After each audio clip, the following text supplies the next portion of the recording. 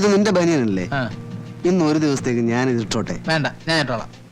അല്ല, ഇന്ന് ഒറ്റ ദിവസത്തേക്ക് മതിയേ.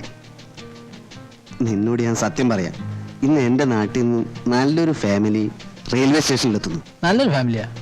നല്ലൊരു ഫാമിലി എന്ന് പറഞ്ഞു കഴിഞ്ഞാൽ നല്ലൊരു പെൺകുട്ടി അതിൽ ഉൾപ്പെടുന്നുണ്ടേ. അപ്പോ ഇന്ന് ഞാനിത് ഇട്ടിട്ട് പോയാൽ നിനക്ക് അവരെ അടുത്ത ആഴ്ച ഞാൻ പരിചയപ്പെടുത്തി തരാം കേട്ടോ. അങ്ങനെ നീ ഷൈൻ ചെയ്യണ്ട.